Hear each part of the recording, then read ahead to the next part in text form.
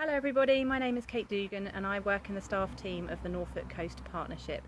The partnership consists of around 25 organisations that work together to look after the Norfolk Coast Area of Outstanding Natural Beauty, or AONB for short. One of the topics we work on is dark skies, and our purpose for this is to celebrate our beautiful dark skies and landscapes of the Norfolk coast, but also to raise awareness and understanding of issues such as light pollution, and we do this through various means such as our Norfolk Coast Dark Skies Festival, which is running for the second year this September 2020. And today we are looking at light pollution in particular, why it's an issue, but crucially what we can all do about it to protect our dark skies and landscapes. And to help me do that today, I'm having a chat with David Hook, coordinator of Norfolk's light pollution campaign with the charity CPRE, the Campaign for the Protection of Rural England. Thanks very much, David, for having me. Hello, David. Thanks ever so much for having me here today to talk about light pollution and dark skies in Norfolk. My first question, can you give us a brief background on your work with CPRE and why there is a need for a light pollution campaign, please? Why is light pollution a problem? Well, I've got the rather grand title of Chairman of Vision for Norfolk. In detail, I do quite a lot of work as coordinator of the CPRE Norfolk Light Pollution Campaign, and we work also nationally on the campaign, and I liaise closely with our national organisation to ensure we're all on the same message. Light pollution is a problem because it takes away one of the most wonderful experiences available to mankind, to look up at the stars at night and be absolutely inspired by what you see. Also, I think from a rural, and I'm a country boy, point of view, one of the key differences between what is the urban experience and what is the rural experience is that in countryside at night there's an absence of artificial light, or there should be, and it really creates the feeling of being away from it all. It's one of the key definers of what is rural, so that's why we emphasise dark landscapes as much as dark skies. And it's a problem, light pollution, because the more things we build, the more things we light up, the greater the amount of light pollution. But it is a problem that can be solved, and that's what our campaigning is all about, really. Thank you very much. In particular, why is light pollution a problem? What does it cause? What issues does it cause? It reveals itself in a number of ways. It colours the sky glow, we call it, with sodium lights, orange and pink, low pressure and high pressure sodium lights. It colours the sky orange or pink, or a mixture of the two, and I'm sure everybody's aware of what that looks like. You can't really escape that anywhere in the UK, and that's ugly, as well as preventing us from seeing the stars. That's one of the problems. The other problem is actually the glare of a light. The glare of a light can change the nature of a place. If you can see even one bright floodlight in a dark landscape, it changes the very nature of that place. It urbanizes that place. So there's the actual presence of the lights in the landscape. The more next door neighbor problems. Your light or your neighbor's light may upset you, or you may upset your neighbor with your light. So there are a number of aspects to light pollution, and also increasingly we're aware of the ecological importance of the natural the natural way in which day goes to night and night comes to day, and all living creatures adjust their rhythms, their sleeping, their eating, their habits according to that natural pattern. And if man's artificial light now can be so powerful that it really interrupts a lot of these important rhythms, and it can have some quite negative effects, not just on animal and plant life, but also on human beings. Part of the same ecology of it all. Fantastic. So clearly there's quite a lot that needs to be done. Can light pollution be managed through the planning system? What measures are there sort of nationally and sort of more locally within Norfolk, and on sort of parish council level? How can it be dealt with through planning in particular? Planning has a very important role to play in combating light pollution. Not all aspects of light pollution fall within, or can fall within, the planning system, but a fair amount of it can. It's recognised now at national level in the National Planning Policy Framework. There's a paragraph which relates to the importance of dark landscapes and dark skies and how they should be taken into account when planning decisions are made. So it's got some national backing. At county level in Norfolk, we have the Environmental Lighting Zones policy, which only applies to county council lights, but it is an advisory policy, and the county council hopes that others will read it and follow it. It actually classifies Norfolk into three kinds of areas: rural dark landscapes. Roughly speaking, the second one is suburban landscapes and the other one is urban landscapes.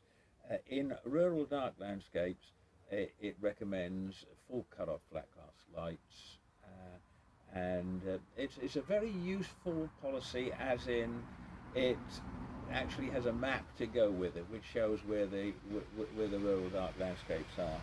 Then coming down another level down the planning system, you come to the district councils and the town councils. They are the planning authorities. They're the ones who oversee most of the planning applications, and they have to take account of the NPPF, and they all in Norfolk now have a development management policy which mentions lighting and the need for it to be taken into account in planning decisions. At parish council levels, obviously a parish council, 520 odd parish town and councils in Norfolk, they can feed upwards their views when a planning application comes before them, and they can say that they'd like the outdoor lighting to be looked at in detail so that the planning application doesn't lead to something which will add to light pollution. One way they can do this, and a little bit of an advert here for the CPRE light pollution clause, we have a clause which is available to all parish councils, which they can attach to every single one of their planning application responses, which asks the district authority or the planning authority, whichever it is at the time, to take into account the lighting issue and to look into that matter. In fact, a lot of parish councils have already taken us up on the offer of this clause and use it regularly, and it does produce very positive effects. Yes, certainly since our last Dark Sky Festival last year, when we had our light pollution forum that you very kindly came along to and joined in with, we've seen a lot more interest from parish councils and from individuals and from landowners about this issue, and greater enthusiasm to try and work with that, and to look when they're looking at planning applications to put that clause in and wording around the issue of lighting. So that's really encouraging. And all power to your elbow. You're doing a great job in spreading the message. And what about individuals? Can individuals comment on planning applications as well? Does that help if they mention lighting? Yeah.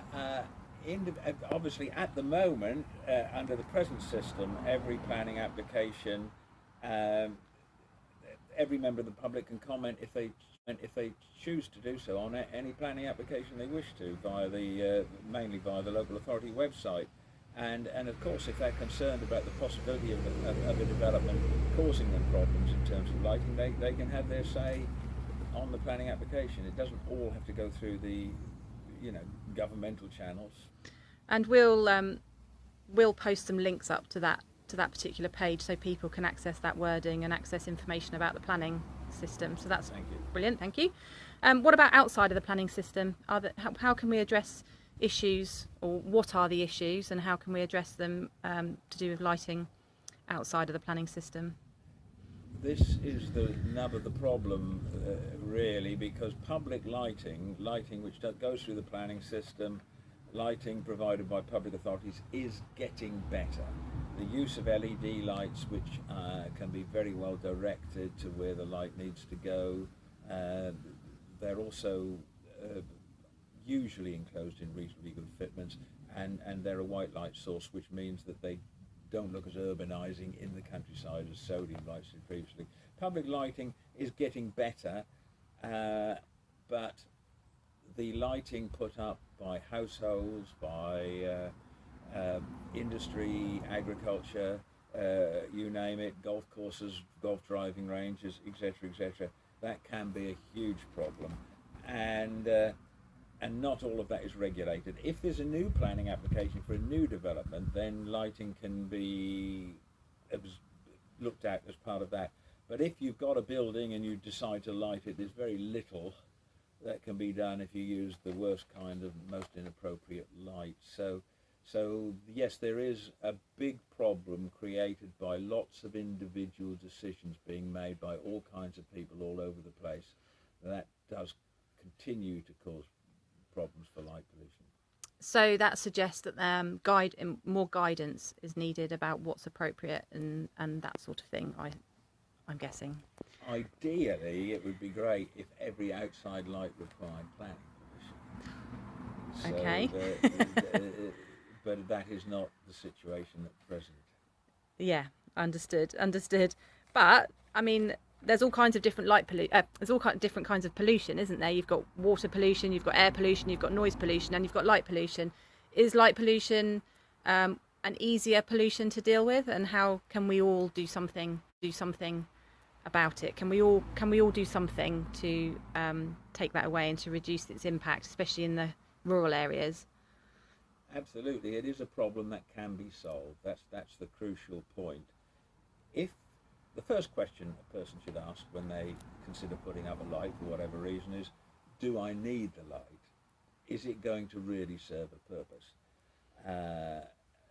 Then there's a lot of issues around that. Some people consider they need a light to feel secure or to be secure, but we've studied, and lots of people studied, all the evidence around the link between outdoor lighting and reduction in crime, and there is no conclusive evidence that outdoor lighting reduces crime.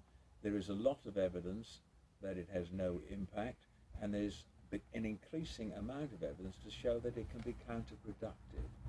And so when lights are switched off in part night lighting schemes, where street lights go off at midnight, stay off till 5, authorities can compare the crime rates during those hours after the switch off period with what happened before, and lo and behold, they're finding that in many instances crime is reducing. In Malden in Essex it went, Uttlesford and Malden in Essex it went down from 18 and 20%. In Norfolk, where it's trialled in Norwich, the police have monitored the situation and they say there's no additional crime as a result of switching the lights off. So if you're putting a light up for security, it's probably not necessary, probably won't do any good, and it probably could do harm. West Sussex Police did a study of new lighting on rural industrial units and farms which had been put up, and they found that where lighting had been put up, it actually was counterproductive. It attracted burglars to the site, it showed them where to hide, where to enter, what to steal, and made their work at our site easier. So to return to my initial point, first of all, as a householder or anyone thinking about putting up lights, ask yourself the question, are they needed? If they're not, don't put them up. That's the most straightforward way to solve it. If you do put a light up, first of all, only switch it on when it provides you with some utility. If you're a tennis club and you've got your floodlights, clearly you switch them off when the session's over. So don't leave a light on from dusk to dawn just because you've got a dusk to dawn timer on it. But put some kind of control on it that you can switch it off when it's not useful. Then you need to choose the right kind of light if you're going to have an outdoor light. As I say, LEDs are increasingly cheap. They're very low energy. They can be directed very well in terms of the light direction. They can cause problems. LEDs can cause problems. If you point them upwards or outwards, they're a very bright source of light, and if you look into them directly, they'll dazzle you.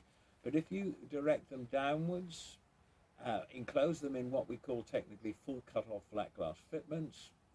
If you don't know what that means, the manufacturer will tell you whether that's that, and ensure that they're pointing directly downwards, mounted so that they're horizontal to the ground, they're not tilted upwards in any way. And then switch them off when you don't need them. Consider also movement sensor lights. They'll only come on when triggered by some kind of movement. Very good. So, just a little bit more thought then as to whether you need the light, and if you do need a light, what type of light to do, and when to have it on and where to point it at. Okay, so we can also post some information about the type of lighting that we're talking about here and where to find that. That's terrific. Okay, thank you, David. Regarding Norfolk then, and the Norfolk Coast, we're obviously a very rural county. Norfolk Coast boasts some of the darkest night skies of the UK, which we're really fortunate about. What's, in your opinion, what's the situation in Norfolk with regard to lighting and, moving forward? How are we doing? Well, Norfolk, when we did we get some mapping done from space, CPRE, photographs taken from space that look down on the UK and wider area at night, and it allows us to be very precisely measure where light pollution is occurring and how much there is. And Norfolk has always come out very well in those kind of surveys. It's in 2000, I think we were the second darkest county in England after Northumbria. We've slipped down the list a little bit. I think we're 6 or 7 now, or somewhere like that. But we're still one of the darkest counties, and it's a very special feature of Norfolk. The character of the landscape at night, dark landscapes, dark skies, is very much something which, and people increasingly come to Norfolk to experience it. I mean, people come to Kelling to holiday, and we've got dark sky sites, and it's becoming an attraction for people. It's something to be valued, and it's a very special feature of the county. In relation to the coast, there are a number of new threats which we really ought to think about. Firstly, offshore, with a huge quantity of wind turbines now off the coast all around East Anglia and off North Norfolk, the navigation lights on those turbines, they really change the nature of the seascape at night. If you look out from Cromer or various other places along the North Norfolk coast, and because the turbine blades are turning, the navigation lights, although they're on constantly, they look as if they're flashing. And so instead of looking out to sea and thinking what a wonderful seascape, I'm dreaming what's over the horizon, what you see is a scene not unlike a runway at Heathrow Airport with flashing lights. I'm sure that those turbines can be there without the need to be lit. I'm sure that most modern airplanes have the facility to miss those turbines when flying around. So that's something I'd like to see addressed. I'd like to see that issue tackled. Also, I think probably on the coast, a lot of people have very large windows in their houses, and it's not just outdoor lights that can contribute to light pollution, indoor lights can too. So maybe just be aware of the fact that if you've got a wonderfully big window and you've got a lot of lights in a room, that maybe what's wonderful for you is not so wonderful for people outside. Or wildlife. And generally in Norfolk, we know from our CPRE survey of all parish councils that people really do enjoy dark landscapes, dark skies. 97% of all unlit villages in Norfolk, i.e. those who haven't got street lights, their parish council said they wanted to stay that way, and that people in the village really treasured being part of an unlit landscape. And so I think we've got an evidence base to show how important light pollution is, and we live in a county where, fingers crossed, we will keep relatively dark at night. That's fantastic, David. Thank you so much for your time, and it's really useful, interesting insight into how we can all contribute, some of the issues, but how we can all contribute to keeping our dark skies and our dark landscapes special. We will be posting more information on our YouTube and on our Facebook, Twitter and Instagram accounts to find out more relating to what David's been talking about. and follow the Norfolk Coast Dark Sky Festival on those same channels. So for now, thank you for watching and goodbye.